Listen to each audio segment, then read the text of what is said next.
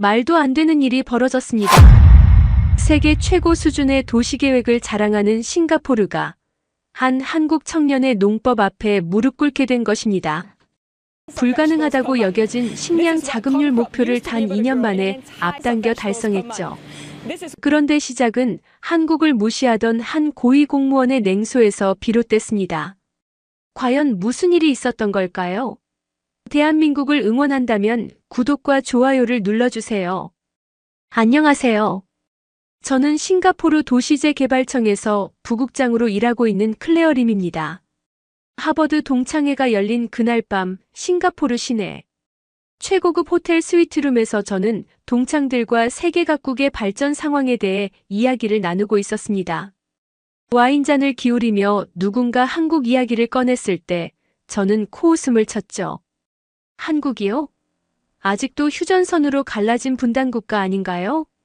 기술이라고 해봐야 일본에서 배운 것들이고 경제 규모는 우리 싱가포르의 1인당 국내 총생산에 한참 못 미치죠.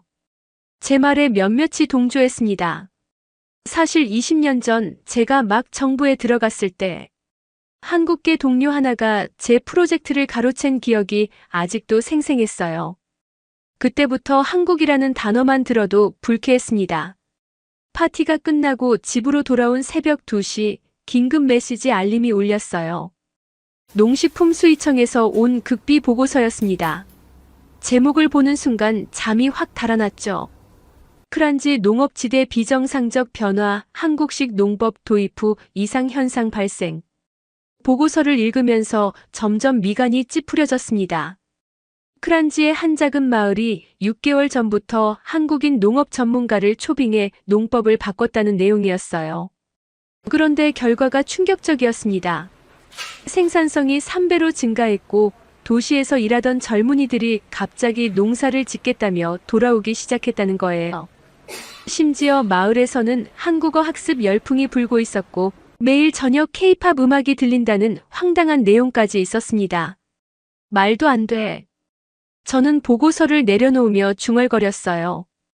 싱가포르는 세계 최고의 도시 계획과 첨단 기술을 자랑하는 나라입니다. 어떻게 후진적인 농업 국가의 방식이 우리보다 나을 수 있단 말인가요? 다음 날 아침 농식품수의청 고위 관료인 리처드 탄 선배에게서 전화가 왔습니다. 클레어, 어젯밤 보고서 봤나?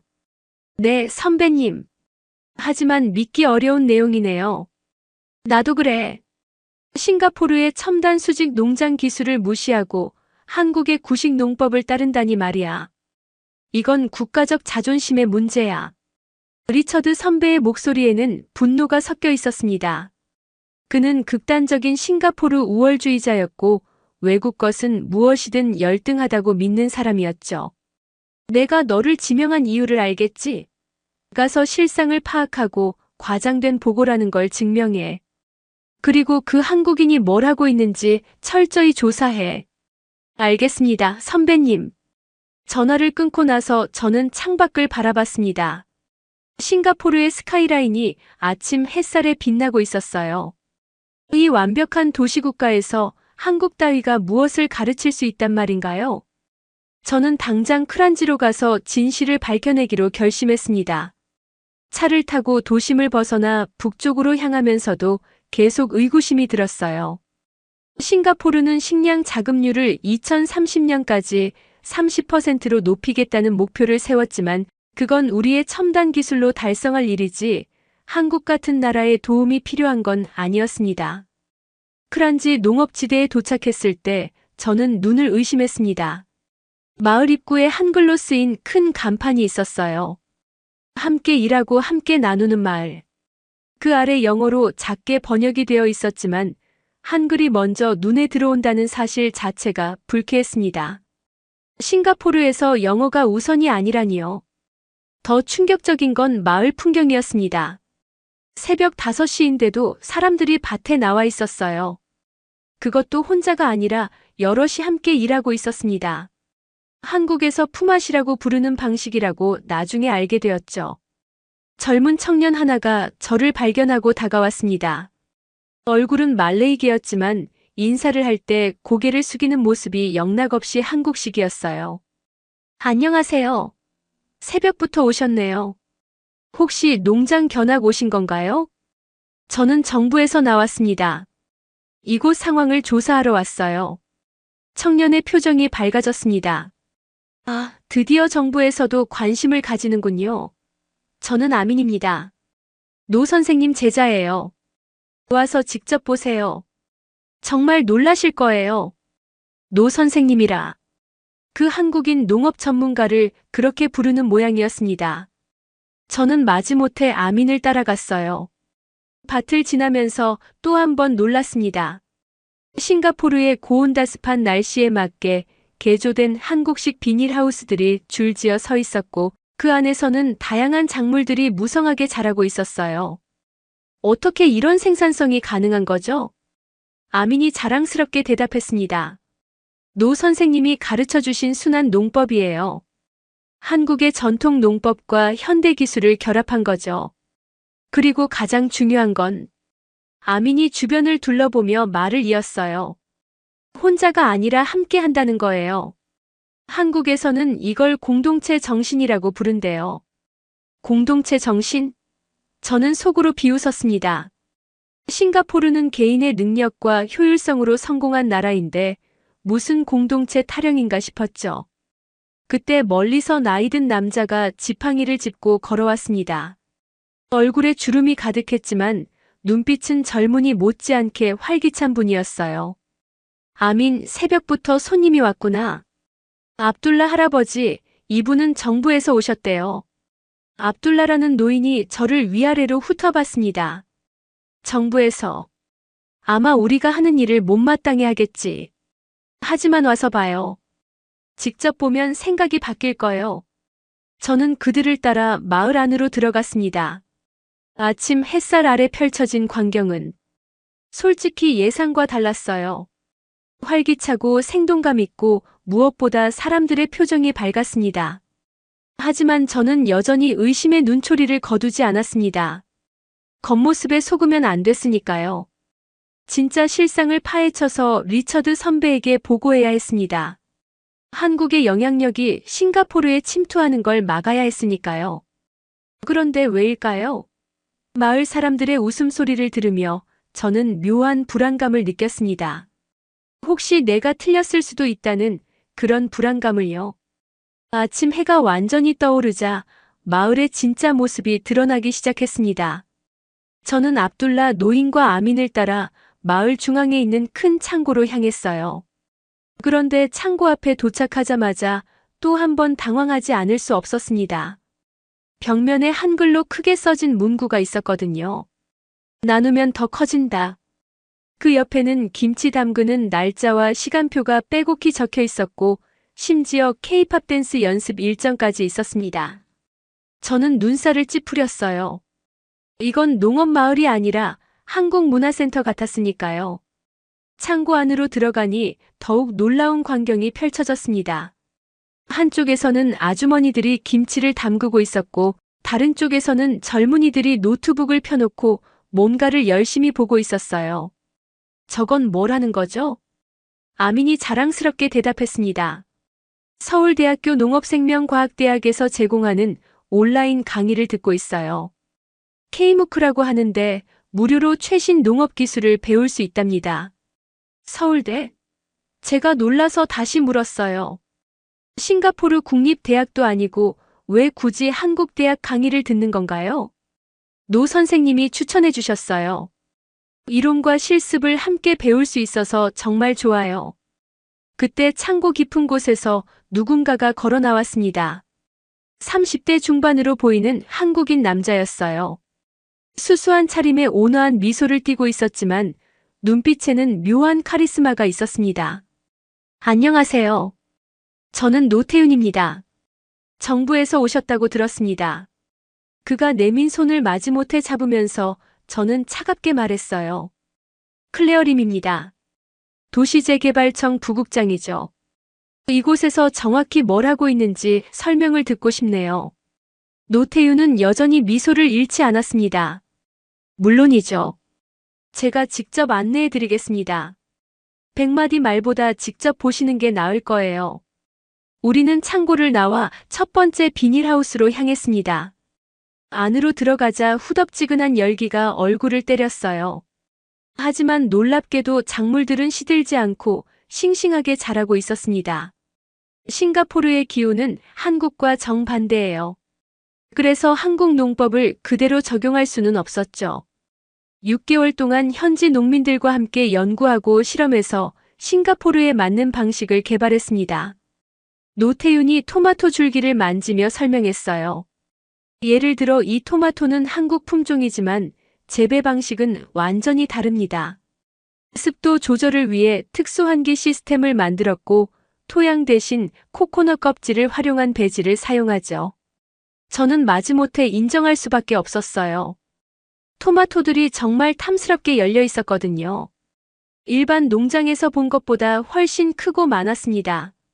생산량이 정말 3배나 늘었나요? 네, 정확히는 3.2배예요. 하지만 더 중요한 건 따로 있습니다. 노태윤이 밖을 가리켰어요. 비닐하우스 사이로 젊은이들이 웃으며 일하는 모습이 보였습니다. 저 청년들 대부분이 도시에서 일하다가 돌아온 아이들이에요. 농사가 힘들고 수익이 적다고 생각했는데 함께 하니까 재미있고 수익도 나누니까 충분하다는 걸 깨달은 거죠. 저는 코웃음을 쳤어요. 그게 얼마나 오래 가겠어요? 젊은이들은 금방 실증을 내기 마련이죠. 그런데 압둘라 노인이 끼어들었습니다. 클레어 양, 내가 70년을 살면서 이런 활기는 처음 봐요. 사실 나도 처음엔 반대했소. 왜 한국 놈이 와서 이래라 저래라 하나 싶었지. 하지만 노인이 멀리 있는 자신의 손자를 가리켰어요.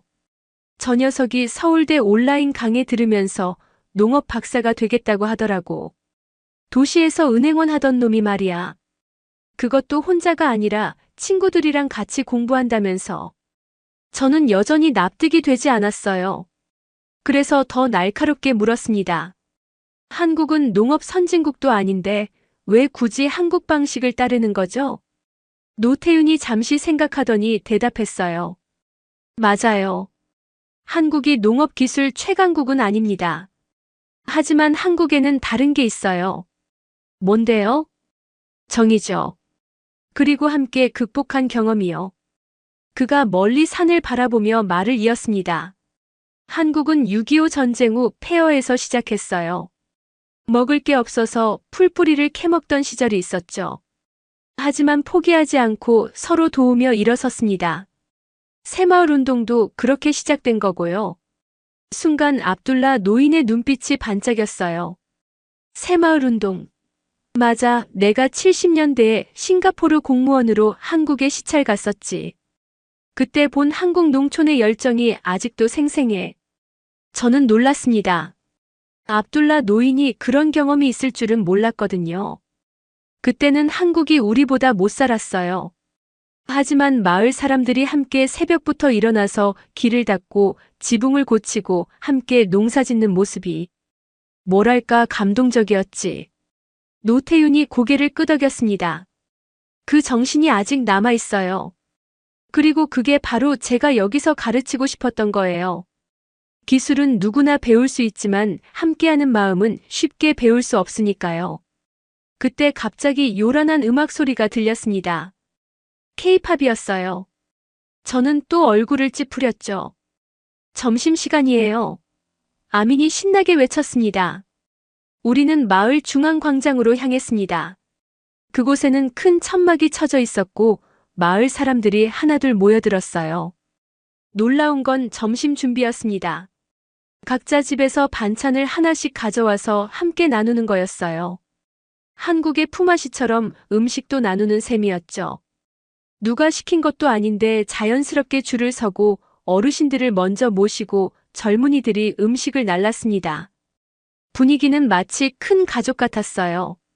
저도 억지로 자리에 앉았는데 접시에 음식을 담아주는 아주머니가 말했어요. 정부에서 오셨다면서요? 많이 드세요. 우리 마을 김치가 최고랍니다. 김치. 저는 평소 매운 음식을 좋아하지 않았지만 거절하기 어려운 분위기였어요. 조심스럽게 한 입 먹어봤는데 의외로 맛있었습니다. 한국 김치 특유의 자극적인 맛이 아니라 싱가포르 사람들 입맛에 맞게 순화된 맛이었어요. 현지화했어요. 노태윤이 웃으며 설명했습니다. 고추를 덜 넣고 열대 과일을 활용했죠. 융합이라고 할까요? 점심을 먹으면서 저는 계속 주변을 관찰했습니다. 말레이계, 중국계, 인도계가 한 식탁에 앉아서 한국 음식과 자기들 전통 음식을 나누며 먹고 있었어요. 싱가포르는 다민족 국가지만 이렇게 자연스럽게 어울리는 모습은 도시에서도 보기 힘든 광경이었죠. 식사가 끝나갈 무렵 제 휴대폰이 울렸습니다. 리처드 선배였어요. 클레어, 조사는 어떻게 되고 있나? 저는 자리에서 일어나 조용한 곳으로 갔습니다. 예, 선배님. 지금 현장 조사 중입니다. 그래서 내가 생각한 대로 과장된 보고지. 저는 잠시 망설였어요. 솔직히 말하면 제가 본 것은 예상과 완전히 달랐으니까요. 하지만 아직 확실하지 않습니다. 좀 더 조사가 필요해요. 뭐가 확실하지 않다는 거야? 설마 저 한국인들 말을 믿는 건 아니겠지? 아니요, 그런 건 아닙니다. 다만 데이터를 정확히 확인하고 싶어서요. 리처드 선배의 목소리가 차가워졌습니다. 클레어, 잊지 마. 싱가포르는 우리 방식대로 성공한 나라야. 외국, 특히 한국 따위에서 배울 건 없어. 빨리 조사 끝내고 중단 명령을 내릴 근거를 만들어. 알겠습니다. 전화를 끊고 돌아서는데 노태윤이 서 있었습니다. 곤란한 입장이신 것 같네요. 저는 차갑게 대답했어요. 상관없는 일입니다. 정말 그럴까요? 노태윤이 부드럽게 물었어요. 클레어 씨는 진실을 찾으러 오신 것 같은데 이미 결론을 정해놓고 오신 건 아닌가요? 그 말이 가슴에 콕 박혔습니다. 하지만 저는 표정을 바꾸지 않았어요. 제가 뭘 보든 결정은 제가 합니다. 물론이죠. 노태윤이 고개를 끄덕였어요. 하지만 오후에 있을 수업은 꼭 보고 가세요. 생각이 바뀔 수도 있으니까요. 오후 2시 저는 노태윤이 말한 수업을 보러 마을 학습관으로 갔습니다. 그런데 또 한 번 놀랄 수밖에 없었어요. 교실에는 10대부터 70대까지 다양한 연령층이 앉아 있었고 앞에 있는 큰 스크린에는 서울대 교수가 나와서 스마트팜 기술에 대해 강의하고 있었습니다. 더 놀라운 건 질의응답 시간이었어요. 마을 사람들이 한국어와 영어를 섞어가며 적극적으로 질문했고 화면 속 교수는 성심성의껏 대답해줬습니다. 강의가 끝난 후 아민이 일어나서 발표를 시작했어요. 오늘은 제가 지난주에 배운 내용을 우리 농장에 적용한 결과를 공유하려고 합니다. 파워포인트를 능숙하게 다루며 데이터를 보여주는 아민의 모습은 도시의 직장인 못지않았어요. 이 방법을 쓰니까 물 사용량은 40% 줄었는데 수확량은 20% 늘었어요. 노 선생님이 말씀하신 대로 데이터를 기록하니까 정확히 뭐가 효과적인지 알 수 있더라고요. 발표가 끝나자 다른 농민들이 박수를 치며 질문을 쏟아냈습니다. 우리 농장에도 적용할 수 있을까? 비용은 얼마나 들어? 같이 해보면 어떨까? 그 순간 저는 깨달았어요. 의들은 단순히 농사만 짓는 게 아니라 함께 공부하고 실험하고 발전하고 있다는 걸요. 노태윤이 제 옆으로 다가왔습니다. 어떠세요? 아직도 한국에서 배울 게 없다고 생각하시나요? 저는 대답하지 못했습니다. 수업이 끝난 후 저는 혼자 마을을 돌아다녔습니다. 머릿속이 복잡했어요. 리처드 선배에게 보고해야 할 내용과 실제로 본 것 사이의 간극이 너무 컸거든요. 해가 뉘엿뉘엿 질 무렵 한 농가에서 이상한 소리가 들렸습니다. 가까이 가보니 할머니 한 분이 한국 드라마를 보면서 훌쩍이고 있었어요. 아이고 불쌍해라. 어떻게 저런 일이. 할머니는 제가 온 걸 알고 쑥스러워하셨어요. 요즘 이거 보는 재미로 살아요. 한국 사람들 정이 많더라고. 할머니, 한국어도 배우셨어요? 조금씩. 노 선생이 가르쳐줘서. 근데 알고 보니 우리랑 비슷한 게 많아. 어른 공경하고 이웃 돕고. 그때 집안에서 젊은 여성이 나왔습니다. 할머니의 손녀였어요. 할머니, 저녁 준비됐어요. 어머, 손님이 오셨네요. 그녀는 싱가포르 국립대를 졸업하고 금융가에서 일하다가 최근 마을로 돌아왔다고 했습니다. 왜 돌아오셨어요? 도시가 더 기회가 많을 텐데. 그녀가 웃으며 대답했습니다. 처음엔 부모님이 아프셔서 잠깐 왔어요. 그런데 노 선생님 수업을 듣고 생각이 바뀌었죠. 농업도 충분히 혁신적이고 미래지향적일 수 있다는 걸 알았거든요. 그녀는 노트북을 보여줬어요. 화면에는 복잡한 스프레드시트가 떠 있었습니다. 우리 마을 농산물 유통 시스템을 개선하고 있어요. 블록체인 기술을 활용해서 생산부터 소비까지 추적 가능하게 만들려고요. 한국의 스마트팜 사례를 참고하고 있죠. 저는 놀랐습니다. 이건 제가 도시재개발청에서 추진하려던 프로젝트와 비슷한 수준이었거든요. 마을을 나와 숙소로 돌아가는 길에 노태윤을 다시 만났습니다. 그는 작은 사무실에서 뭔가를 정리하고 있었어요. 아직 안 가셨네요. 하루 종일 다니시느라 피곤하셨을 텐데. 저는 망설이다가 물었습니다. 노 선생님은 왜 여기 오신 거예요? 한국에서도 충분히 일할 수 있었을 텐데. 노태윤이 잠시 창밖을 바라봤습니다. 사실 저도 대기업 연구원이었어요. 좋은 연봉의 안정적인 직장이었죠. 하지만 그가 돌아서며 말을 이었어요. IMF 때 아버지 농장이 망했어요.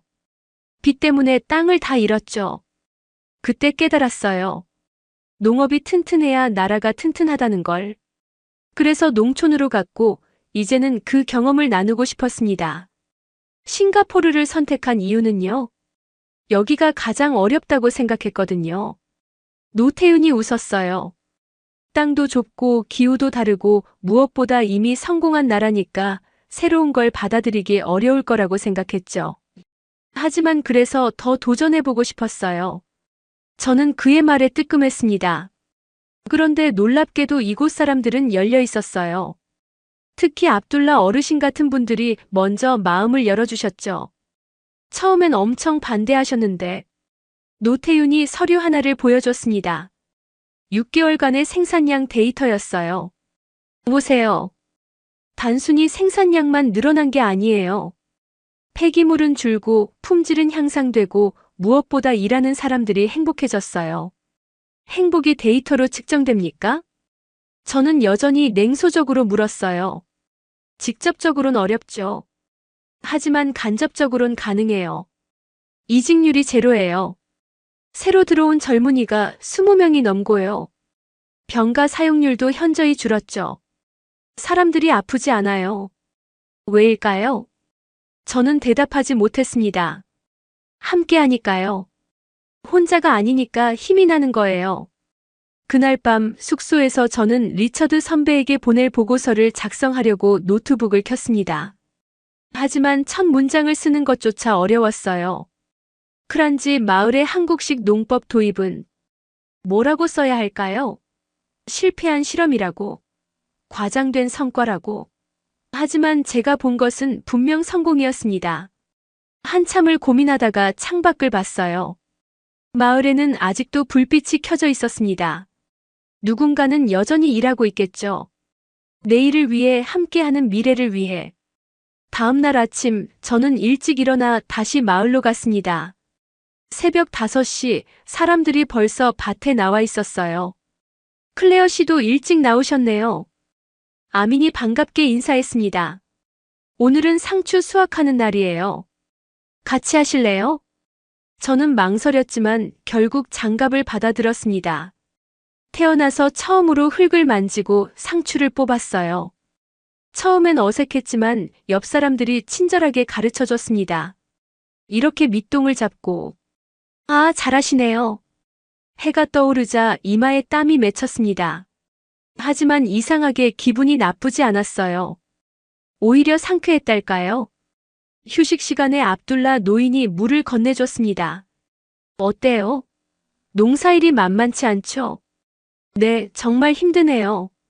하지만 보람 있지 않소? 내 손으로 기른 걸 내 손으로 수확하는 기분이. 노인이 수확한 상추를 바라보며 말했어요. 예전엔 이게 그냥 일이었어요. 먹고 살기 위한 고된 노동이었지. 하지만 이제는 달라요. 자부심이 생겼달까? 무엇 때문에요? 노인이 주변을 둘러봤습니다. 젊은이들과 어른들이 함께 일하며 웃고 있었어요. 저것 때문이지. 우리 마을이 살아났잖소. 한국에서 온 그 젊은이가 가르쳐 준 건 농사 기술만이 아니었어. 함께 사는 법을 가르쳐 준 거야. 그때 갑자기 제 휴대폰이 요란하게 울렸습니다. 리처드 선배였어요. 클레어, 도대체 뭐 하는 거야? 보고서는 왜 안 보내? 죄송합니다. 조금만 더 시간을. 시간? 더 이상 시간 없어. 오늘 중으로 그 한국인들 쫓아낼 준비를 해. 내일 농식품수의청에서 공식 조치를 취할 거야. 선배님, 하지만 여기 상황은. 상황? 내가 원하는 건 중단 명령을 내릴 근거야. 정부 인증 없는 농법은 불법이고 그걸로 충분해. 전화가 끊겼습니다. 저는 손에 든 휴대폰을 멍하니 바라봤어요. 무슨 일이세요? 노태윤이 걱정스러운 표정으로 다가왔습니다. 내일 정부에서 중단 명령이 내려올 거예요. 미인증 농법 사용은 불법이라고. 노태윤의 얼굴이 굳었습니다. 하지만 이내 담담하게 말했어요. 예상했던 일이에요. 너무 빨리 성공했나 봅니다. 이게 끝인가요? 이렇게 허무하게? 주변에 있던 사람들도 소식을 듣고 모여들었습니다. 아민의 눈에는 눈물이 고였어요. 안 돼요. 이제 막 시작했는데. 우리가 얼마나 열심히 했는데. 압둘라 노인도 지팡이를 짚고 일어났습니다. 정부가 미쳤구만. 식량 자급률 높인다면서 왜 성공한 방법을 막는단 말이야. 사람들의 목소리가 점점 커졌습니다. 분노와 좌절이 뒤섞인 목소리들이었어요. 우리가 뭘 잘못했습니까? 겨우 희망이 보였는데. 한국 선생님은 아무 잘못이 없어요. 저는 그들의 얼굴을 하나하나 봤습니다. 진심으로 안타까워하고 진심으로 분노하고 있었어요. 그리고 깨달았습니다. 그들에게 이곳은 단순한 농장이 아니었구나. 삶의 터전이고 희망이고 미래였구나. 그런데 그때 노태윤이 조용히 말했습니다. 포기하지 않을 겁니다. 네. 저는 포기하지 않을 거예요. 그리고 여러분도 포기하지 마세요. 방법은 있습니다. 반드시 있어요. 하지만 정부 명령인데. 노태윤이 저를 똑바로 봤습니다. 클레어 씨, 당신은 진실을 봤잖아요. 이게 옳은 일이라는 걸 알잖아요. 그런데도 그냥 보고만 있을 건가요? 그 눈빛이 저를 꿰뚫는 것 같았습니다. 저는 공무원입니다. 명령을 따라야 해요. 정말요? 노태윤이 물었습니다. 그게 당신이 공무원이 된 이유인가요? 명령을 따르기 위해서. 저는 대답하지 못했습니다. 가슴 한구석에서 무언가가 꿈틀거렸어요. 오래전 잊고 있던 무언가가. 그날 밤 저는 뜬 눈으로 세웠습니다. 내일이면 모든 게 끝날 거예요. 리처드 선배가 와서 중단 명령을 내리고 노태윤은 쫓겨나고 마을은 다시 예전으로 돌아가겠죠. 그런데 왜 이렇게 가슴이 아픈 걸까요? 새벽 3시 저는 노트북을 켰습니다. 그리고 보고서를 쓰기 시작했어요. 하지만 리처드 선배가 원하는 보고서가 아니었습니다. 진실을 쓰기 시작했어요. 제가 본 것, 느낀 것, 그리고 믿게 된 것을 쓰기 시작했습니다. 크란지 마을의 한국식 농법 도입은 싱가포르 농업의 새로운 가능성을 보여주는 성공 사례입니다. 새벽 내내 작성한 보고서를 저장하고 나니 이미 동이 트고 있었습니다. 창밖으로 보이는 크란지 마을은 여느 때처럼 평화로웠지만 저는 알고 있었죠. 오늘이 이 평화가 깨지는 날이 될 거라는 것을. 아침 8시 농식품수의청의 검은색 관용차들이 마을 입구에 도착했습니다. 리처드 탄 선배를 필두로 한 집행팀이 내렸고 그들의 표정은 이미 모든 것을 결정했다는 듯 차가웠습니다. 저는 마을 회관 앞에서 그들을 맞았죠. 리처드 선배는 제게 짧은 인사를 건넨 후 곧바로 서류를 꺼냈습니다. 싱가포르 농식품 안전법 제17조에 의거한 미인증 농법 사용 중지 명령서였죠. 그의 목소리는 감정 없이 건조했고 마치 오래전부터 준비한 대본을 읽는 것 같았습니다. 마을 사람들이 하나둘 모여들기 시작했습니다. 새벽부터 일하던 농민들, 막 아이를 학교에 보낸 엄마들, 지팡이를 짚은 노인들까지. 그들의 표정에는 불안과 분노가 교차했죠. 압둘라 노인은 떨리는 목소리로 항의했지만 리처드 선배는 들은 척도 하지 않았습니다. 노태윤은 조용히 서 있었습니다. 분노하지도 절망하지도 않는 그의 모습이 오히려 더 안타까웠죠. 아민을 비롯한 젊은이들은 주먹을 꽉 쥐고 있었고 몇몇은 이미 눈시울이 붉어져 있었습니다. 리처드 선배가 집행명령을 내리려는 순간이었습니다. 저는 앞으로 나섰죠. 떨리는 손으로 가방에서 노트북을 꺼내 들었습니다. 새벽에 작성한 보고서가 화면에 떠올랐고 저는 심호흡을 한번 크게 했습니다. 싱가포르가 2030년까지 식량 자급률 30%를 달성하겠다고 선언한 지 5년이 지났습니다. 하지만 우리는 아직 15%에 머물러 있죠. 그런데 이 작은 마을은 단 6개월 만에 자급률을 40%까지 끌어올렸습니다. 리처드 선배의 눈빛이 날카로워졌습니다. 하지만 저는 멈추지 않았어요. 프레젠테이션 화면을 펼쳐 보이며 계속했습니다. 생산성 증가 데이터, 청년 귀농 통계, 폐기물 감소율, 그리고 무엇보다 중요한 공동체 지속가능성 지표들을 하나하나 설명했죠. 마을 사람들도 숨을 죽이고 제 발표를 들었습니다. 노태윤의 눈에는 놀라움이 스쳤고 압둘라 노인은 고개를 끄덕이며 듣고 있었죠. 아미는 감격한 표정으로 저를 바라봤습니다. 하지만 리처드 선배는 차가운 미소를 지으며 말했습니다. 그가 손을 들어 저를 제지하려 했지만 저는 목소리를 더 높였어요. 이것은 단순한 농법의 문제가 아니라고 싱가포르의 미래가 걸린 문제라고 외쳤습니다. 그때였습니다. 군중 속에서 한 여성이 앞으로 나왔어요. 싱가포르 국립대를 졸업하고 금융가에서 일하다 돌아온 그 젊은 여성이었죠. 그녀는 태블릿을 들고 있었고 화면에는 복잡한 차트들이 떠 있었습니다. 그녀가 설명하기 시작했습니다. 한국식 공동체 농업을 도입한 후 마을의 경제적 가치가 얼마나 상승했는지, 청년 실업률이 얼마나 감소했는지, 그리고 이 모델이 싱가포르 전역에 확산될 경우 예상되는 경제적 효과까지. 그녀의 분석은 정확했고 데이터는 반박할 수 없을 만큼 명확했습니다. 더 많은 사람들이 나서기 시작했어요. 한 어머니는 아이들이 농업에 관심을 갖게 되어 얼마나 기쁜지 이야기했고, 한 청년은 서울대 온라인 강의를 통해 배운 기술로 스타트업을 준비 중이라고 말했습니다. 심지어 말레이계 노인 한 분은 더듬거리는 한국어로 감사 인사를 전하기도 했죠. 리처드 선배의 표정이 점점 굳어갔습니다. 그는 휴대폰을 꺼내 어딘가로 전화를 걸었고 잠시 후 더 많은 관용차들이 도착했습니다. 제복을 입은 집행관들이 내렸고 그들은 즉시 한국식 비닐하우스들을 철거할 준비를 시작했습니다. 마을 사람들이 농장 앞에 인간 방패를 만들었습니다. 노인들은 앞에, 젊은이들은 뒤에 섰고 여성들은 아이들을 품에 안고 있었죠.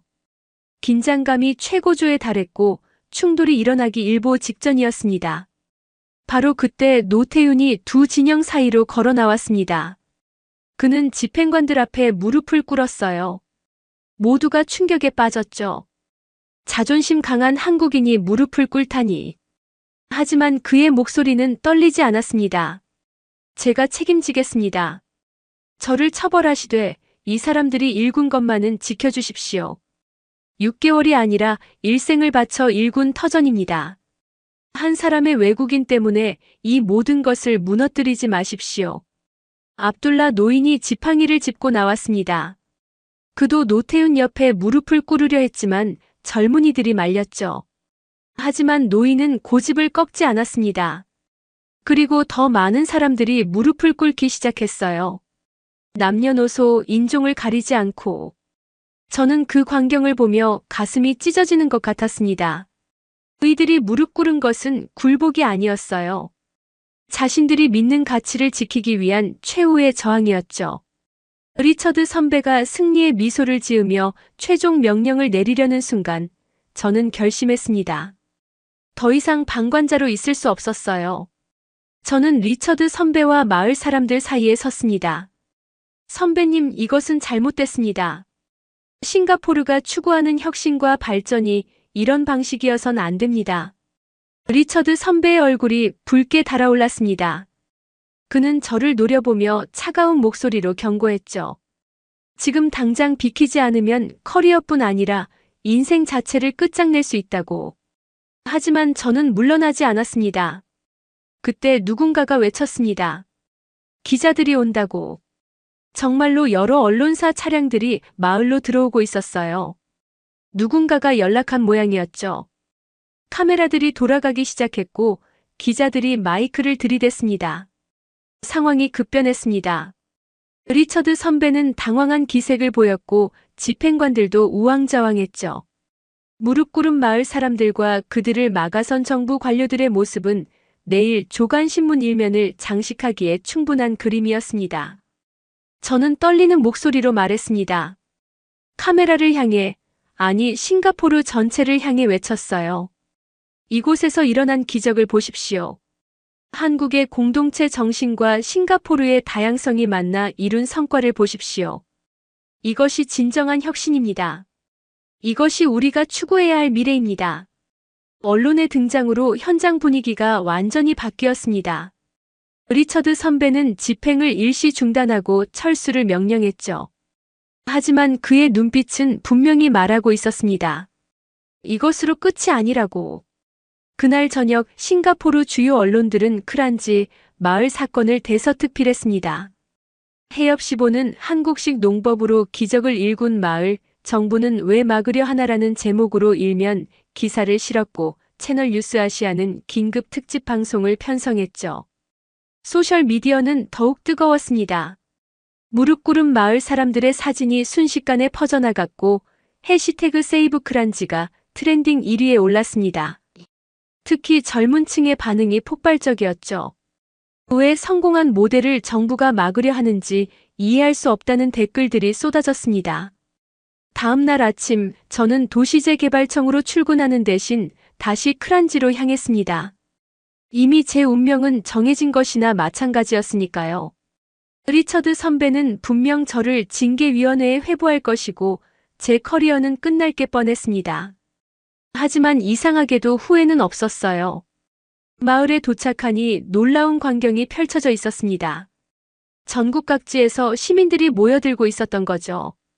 농민단체, 시민사회, 대학생들, 심지어 주부들까지. 그들은 플래카드를 들고 마을을 지지하는 구호를 외치고 있었습니다. 노태우는 마을 회관에서 대책회의를 주재하고 있었습니다. 그의 얼굴은 피곤해 보였지만 눈빛만은 여전히 살아있었죠. 제가 들어서자 그는 잠시 놀란 표정을 지었다가 이내 고개를 끄덕였습니다. 회의에서는 여러 의견이 오갔습니다. 법적 대응을 하자는 의견, 국회의원들에게 탄원하자는 의견, 더 많은 언론 플레이를 하자는 의견까지. 하지만 노태우는 조용히 듣기만 했죠. 그때 누군가가 뛰어들어왔습니다. 환경부 장관이 마을을 방문한다는 소식이었어요. 그레이스 푸 장관은 개혁적인 성향으로 유명한 인물이었죠. 하지만 농식품수입청과는 다른 부처였기에 직접적인 영향력이 있을지는 미지수였습니다. 2시간 후 장관 일행이 도착했습니다. 그레이스 푸 장관은 예상과 달리 공식 수행원을 최소화하고 왔더군요. 그녀는 곧바로 농장 시찰을 요청했고 우리는 그녀를 안내했습니다. 비닐하우스를 둘러보던 장관의 표정이 점점 진지해졌습니다. 그녀는 꼼꼼히 데이터를 확인했고 농민들과 직접 대화를 나눴죠.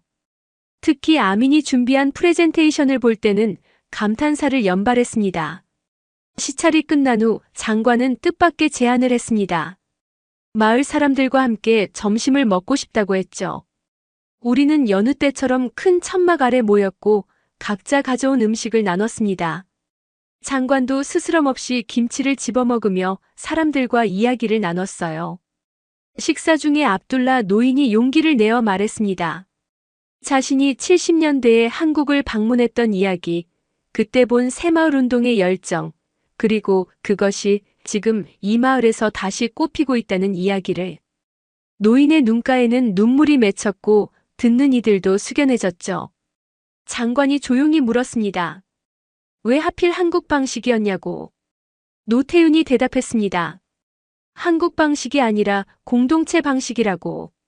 한국은 그것을 먼저 경험하고 발전시켰을 뿐, 본질은 함께 살아가는 지혜라고.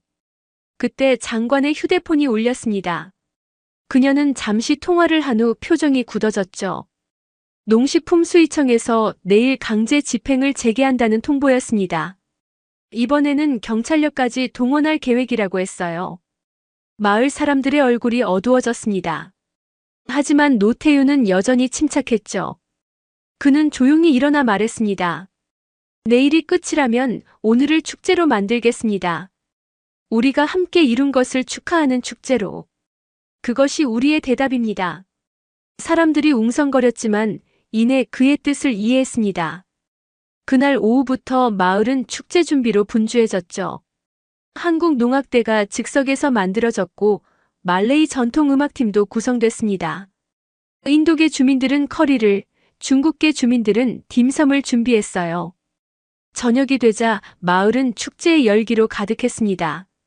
지원 나온 시민들도 함께 어울렸고 심지어 취재진들도 카메라를 내려놓고 함께 즐겼죠.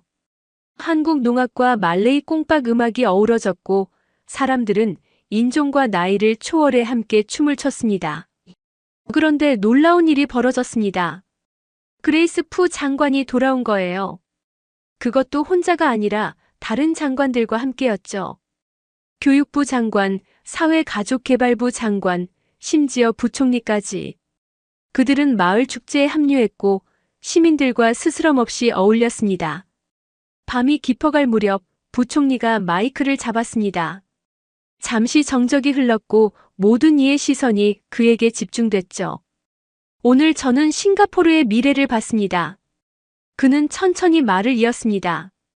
다양성 속의 조화, 혁신과 전통의 융합, 그리고 무엇보다 함께 살아가는 공동체의 힘을 봤습니다. 그는 노태윤을 바라봤습니다. 그리고 압둘라 노인을, 아민을, 그리고 저를 차례로 바라봤죠. 싱가포르는 항상 최고를 배워왔습니다. 영국에서 법치를, 일본에서 효율성을, 중국에서 실용주의를 배웠죠. 그리고 이제 한국에서 공동체 정신을 배울 때입니다. 환호성이 터져나왔습니다. 사람들은 서로를 끌어안았고 눈물을 흘렸어요. 하지만 부총리의 말은 끝나지 않았습니다. 내일 아침 이 마을은 농업혁신 시범지구로 공식 지정될 것입니다. 그리고 이 모델은 싱가포르 전역으로 확산될 것입니다. 그 순간 저는 리처드 선배의 모습을 봤습니다. 그는 멀리서 이 광경을 지켜보고 있었어요. 그의 표정은 읽을 수 없었지만 이미 패배를 인정한 듯 했습니다. 축제는 새벽까지 이어졌습니다. 노태윤은 막걸리를 따르며 사람들과 건배했고 압둘라 노인은 젊은이들과 함께 춤을 췄어요. 저는 한쪽에서 이 모든 광경을 지켜봤습니다. 단 사흘 만에 제 인생이 완전히 바뀌었어요. 하버드 출신 엘리트 공무원에서 마을을 지키는 활동가가 됐죠. 하지만 후회는 없었습니다. 오히려 처음으로 살아있다는 느낌이 들었어요. 새벽녘 노태윤이 제게 다가왔습니다. 그는 피곤해 보였지만 그의 눈에는 따뜻한 빛이 있었죠. 감사합니다, 클레어 씨. 당신이 없었다면 불가능했을 거예요. 저는 고개를 저었습니다. 제가 한 건 아무것도 없었어요. 다만 진실을 외면하지 않았을 뿐이죠. 그게 가장 어려운 일입니다. 노태윤이 미소 지었습니다. 진실을 보고도 외면하지 않는 용기. 그게 바로 변화의 시작이니까요. 동이 트기 시작했습니다. 새로운 날이 밝아오고 있었죠. 크란지 마을에도 싱가포르에도 그리고 제 인생에도. 부총리의 선언 이후 크란지 마을은 하루아침에 싱가포르 농업의 중심지가 되었습니다. 농업혁신 시범 지구 지정 소식이 알려지자 전국에서 견학 신청이 쇄도했고 해외에서도 문의가 이어졌죠. 하지만 우리에게는 아직 넘어야 할 산이 있었습니다. 리처드 탄은 조용히 물러났지만 농식품 수의청 내부의 저항은 여전했습니다. 관료주의의 벽은 쉽게 무너지지 않았죠. 새로운 제도를 만들고 기존 규정을 개정하는 과정은 험난했습니다.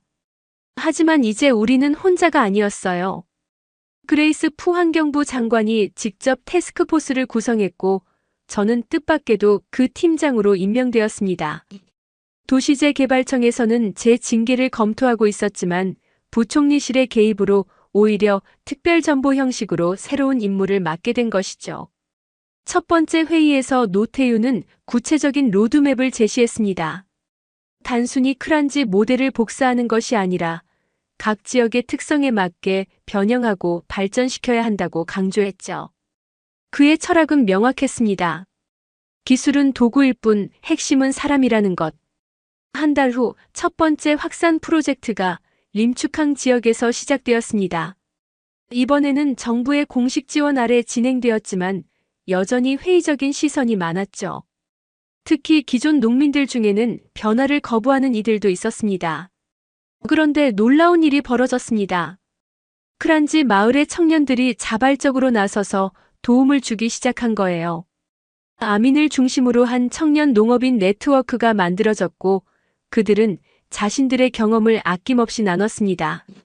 심지어 유튜브 채널 싱가포르 K농업을 만들어 온라인으로도 지식을 공유했죠. 압둘라 노인도 가만히 있지 않았습니다.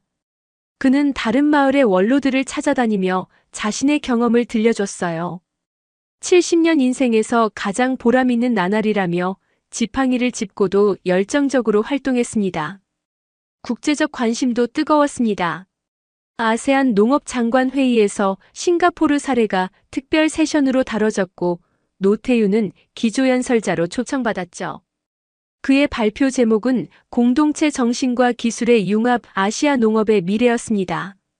발표장에는 각국 장관들과 전문가들이 가득했습니다.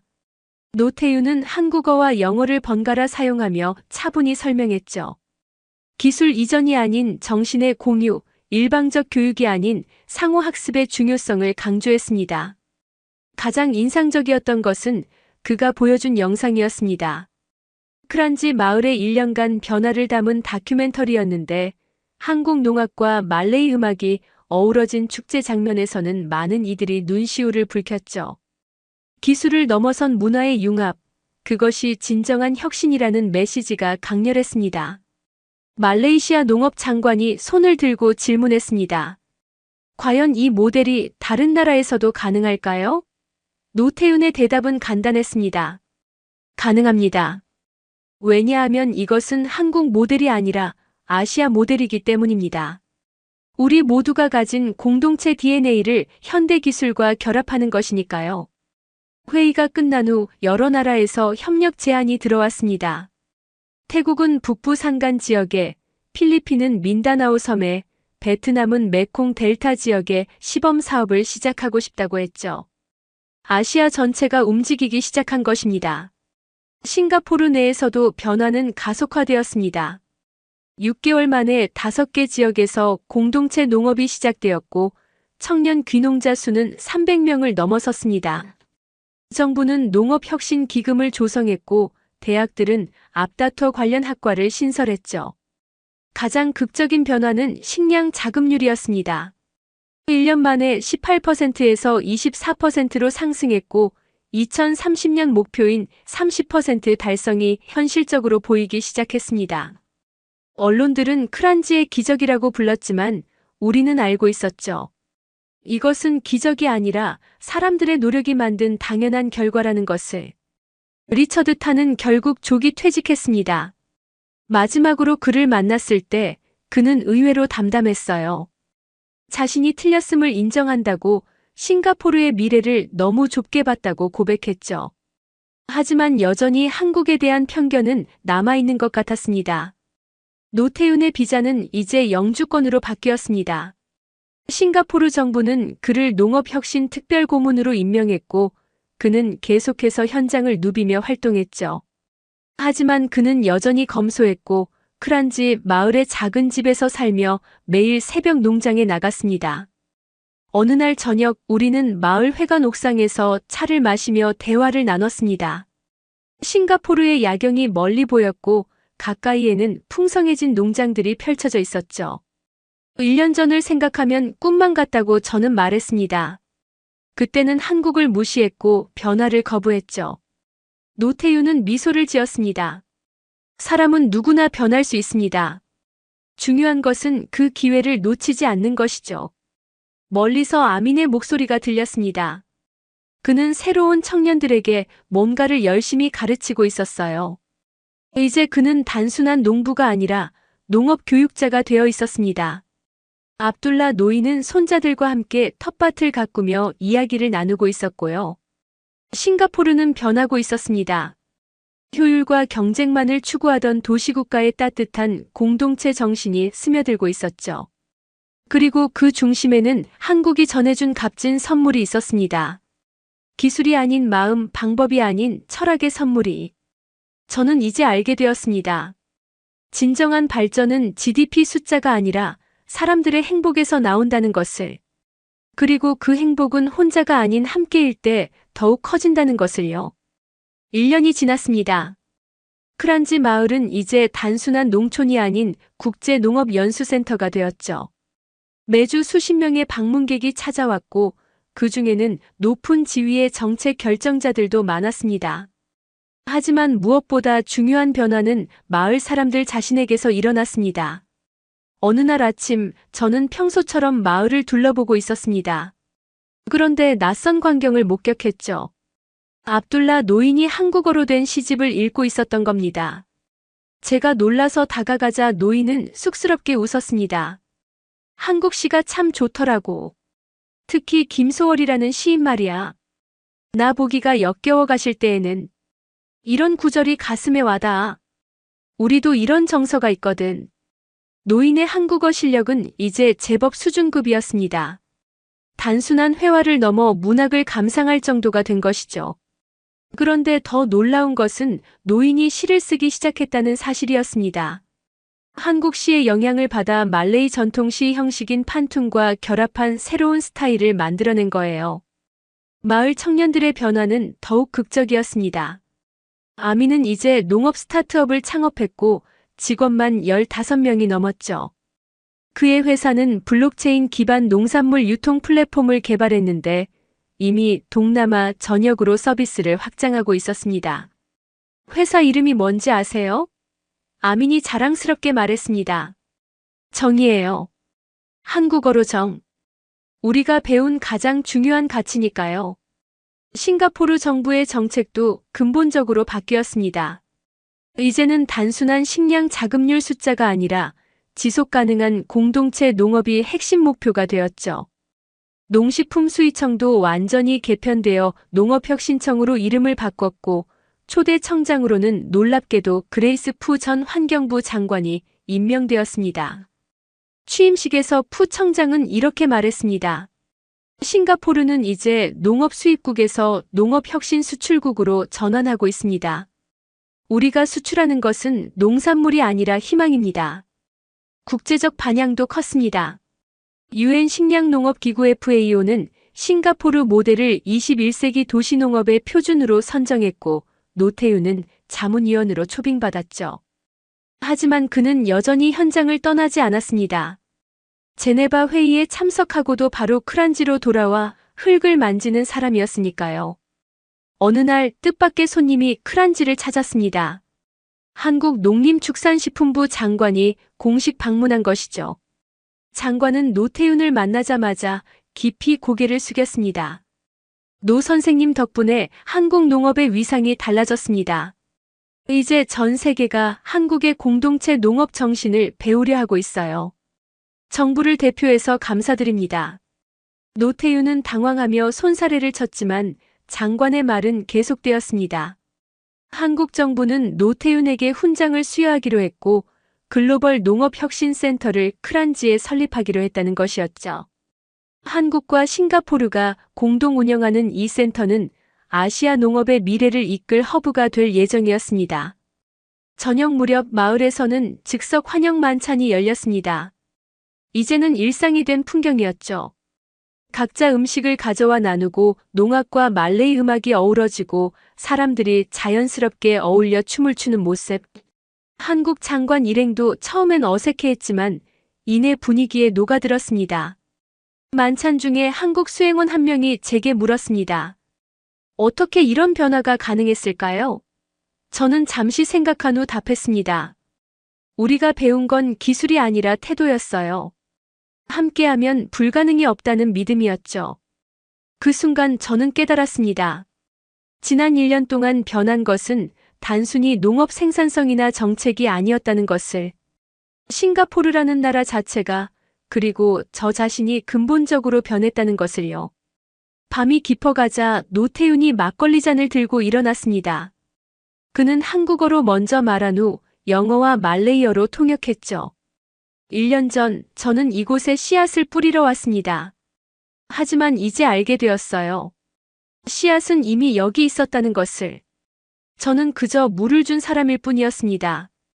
이 아름다운 꽃을 피운 것은 여러분입니다. 사람들이 환호했고 서로를 안았습니다. 한국인과 싱가포르인, 말레이계와 중국계, 인도계가 구분 없이 하나가 되었죠. 그 순간 저는 생각했습니다. 이것이 진짜 글로벌화가 아닐까? 서로의 차이를 인정하면서도 함께 성장하는 것. 파티가 끝날 무렵 리처드 탄이 나타났습니다. 그는 이제 은퇴했지만 가끔 마을을 찾곤 했죠. 처음엔 어색했지만 이제는 자연스럽게 어울렸습니다. 그도 변하고 있었던 겁니다. 클레어 미안했네. 그가 조용히 말했습니다. 자네가 옳았어. 싱가포르에는 새로운 바람이 필요했고 그 바람은 한국에서 왔지. 저는 미소를 지었습니다. 과거는 과거일 뿐이에요. 중요한 건 지금이고 미래죠. 그날 밤 저는 일기를 썼습니다. 오늘도 기적 같은 하루였다. 하지만 이제는 안다. 이것은 기적이 아니라 사람들이 만든 당연한 결과라는 것을. 내일은 또 어떤 놀라운 일이 일어날까? 기대된다. 창밖을 보니 마을은 고요했습니다. 하지만 그 고요함 속에는 무언가 거대한 에너지가 흐르고 있었죠. 내일을 향한, 더 나은 미래를 향한 희망의 에너지가. 2년이 흘렀습니다. 크란지에서 시작된 변화의 물결은 이제 싱가포르를 넘어 아시아 전역으로 퍼져나갔죠. 그리고 오늘 특별한 날이 찾아왔습니다. 싱가포르가 마침내 식량 자급률 30%를 달성한 날이었어요. 당초 목표보다 6년이나 앞당겨진 성과였습니다. 국립 스타디움에서 대규모 축하 행사가 열렸습니다. 총리가 직접 참석했고 각국 대사들과 국제기구 대표들도 자리를 함께했죠. 하지만 무대의 주인공은 정치인들이 아니었습니다. 농민들이었고 그 중심에는 크란지 마을 사람들이 있었어요. 압둘라 노인이 대표로 무대에 올랐습니다. 이제 73이 된 노인은 여전히 정정했고 한국어로 먼저 인사를 한 후 영어로 연설을 시작했죠. 오늘 우리가 축하하는 것은 단순한 숫자가 아닙니다. 우리가 함께 배운 것, 함께 이룬 것, 그리고 함께 나아갈 미래를 축하하는 것입니다. 2년 전 한 젊은이가 우리 마을에 왔습니다. 그는 씨앗과 함께 희망을 가져왔죠. 노인이 노태윤을 가리켰습니다. 객석에 앉아있던 노태윤은 쑥스럽게 손을 들어 인사했어요. 그의 옆에는 한국에서 온 가족들이 앉아 있었습니다. 연로한 어머니와 누나, 그리고 조카들까지. 노인의 연설은 계속되었습니다. 우리는 한국에서 기술을 배웠지만 더 중요한 것을 얻었습니다. 바로 정의라는 마음이었죠. 이제 싱가포르 전역에서, 아니 아시아 전역에서 사람들이 함께 일하고 함께 나누고 함께 꿈꾸고 있습니다. 무대 뒤 대형 스크린에는 지난 2년간의 기록이 흘러나왔습니다. 황무지 같던 농장이 푸른 들판으로 변하는 모습, 도시 청년들이 흙을 만지며 웃는 모습, 할머니들이 김치를 담그는 모습, 그리고 한국 농악대와 각국 전통 음악이 어우러진 축제의 모습까지. 이어서 아민이 무대에 올랐습니다. 이제 27이 된 그는 아시아 청년 농업인 네트워크의 대표가 되어 있었죠. 그의 회사 정은 유니콘 기업으로 성장했고 수익의 상당 부분을 농촌 교육에 재투자하고 있었습니다. 저는 도시에서 자랐고 흙을 만져본 적도 없었습니다. 하지만 노 선생님은 저에게 농사는 단순히 먹을거리를 생산하는 일이 아니라고 가르쳐 주셨죠. 사람을 기르는 일이고 공동체를 기르는 일이고 미래를 기르는 일이라고요. 아미는 특별한 발표를 했습니다. 아시아 청년 농업인 네트워크가 노태운 펠로우십을 만들었다는 것이었어요. 매년 각국에서 청년 농업인 100명을 선발해 크란지에서 연수를 받게 하는 프로그램이었죠. 축하 공연이 시작되었습니다. 무대에는 각국의 전통 음악인들이 올랐지만 그들이 연주한 것은 모두가 함께 만든 새로운 음악이었어요. 한국의 장구, 싱가포르의 콩박, 말레이시아의 감부스, 태국의 라나트가 하나의 하모니를 만들어냈죠. 공연이 절정에 달했을 때 무대 위로 수백 명의 농민들이 올라왔습니다. 싱가포르 전역에서 온 이들은 손에 손을 잡고 큰 원을 만들었어요. 그리고 함께 외쳤습니다. 한국어와 영어, 중국어와 말레이어가 뒤섞인 구호였지만 그 의미는 하나였죠.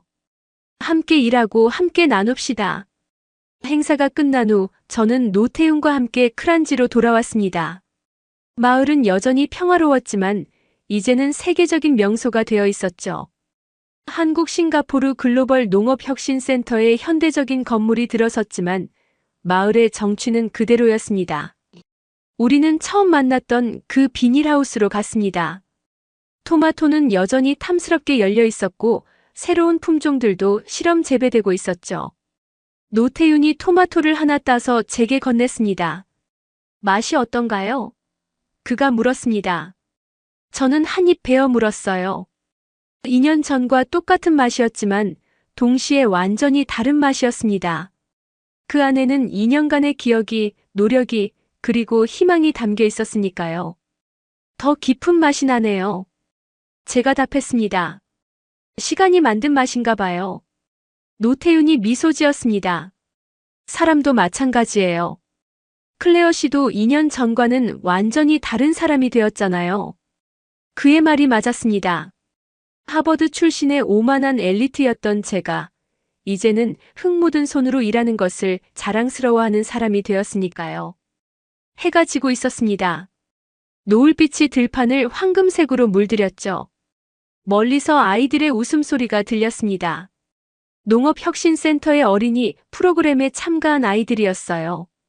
그들은 여러 나라에서 왔지만 함께 흙을 만지며 친구가 되고 있었습니다. 노태윤이 조용히 말했습니다. 처음 여기 왔을 때는 막막했어요. 과연 통할까 받아들여질까 걱정했죠. 하지만 이제 알게 되었습니다. 사람의 마음은 어디나 같다는 것을요. 저는 그의 말에 깊이 공감했습니다. 국경과 인종, 언어와 문화를 넘어서 우리를 하나로 만드는 것. 그것은 바로 함께 살아가고자 하는 마음이었으니까요. 밤이 되자 마을 중앙광장에서는 작은 축제가 열렸습니다. 이제는 매주 금요일마다 열리는 정기 모임이 되었죠. 사람들이 음식을 나누고 음악을 즐기고 서로의 안부를 묻는 시간이었습니다. 압둘라 노인이 한국 시를 낭송했습니다. 그가 직접 쓴 시였는데 한국어와 말레이어가 절묘하게 어우러진 작품이었어요. 마지막 구절이 특히 인상적이었습니다. 먼 곳에서 온 씨앗이 우리 땅에 뿌리 내렸네. 이제 우리도 씨앗이 되어 더 넓은 세상으로 날아가리. 박수가 터져 나왔고 노인은 쑥스럽게 웃었습니다. 그리고 막걸리 잔을 들어 외쳤죠. 칸베이. 아니 건배. 모두가 웃으며 잔을 부딪혔습니다. 저는 이 모든 광경을 바라보며 생각했습니다. 클레어 씨, 앞으로의 계획은 뭔가요? 글쎄요. 저는 하늘을 올려다봤습니다. 별들이 반짝이고 있었죠. 계속 씨앗을 뿌리는 거죠. 여기서도 저기서도. 언젠가는 온 세상이 하나의 큰 정원이 되겠죠. 그가 고개를 끄덕였습니다. 좋은 계획이네요. 함께 하시겠어요? 물론이죠. 제가 대답했습니다. 이제는 함께가 아니면 할 수 없는 걸 알았으니까요. 축제는 밤늦도록 계속되었습니다. 노래와 춤, 웃음과 이야기가 끊이지 않았죠. 그리고 그 모든 것의 중심에는 정이라는 따뜻한 마음이 있었습니다. 싱가포르의 작은 마을에서 시작된 변화는 이제 거대한 물결이 되어 아시아를 넘어 세계로 퍼져가고 있었습니다. 한국이 전해준 씨앗은 각 지역의 토양에서 서로 다른 모습으로 꽃을 피웠지만 그 본질은 같았죠. 함께 살아가는 삶의 아름다움이었습니다. 저는 일기장을 덮으며 마지막 문장을 적었습니다. 오늘도 감사한 하루였다. 내일은 또 어떤 씨앗을 심을까? 어떤 꽃을 피울까? 함께라면 무엇이든 가능하다. 달빛이 창문으로 들어왔습니다. 평화로운 밤이었어요.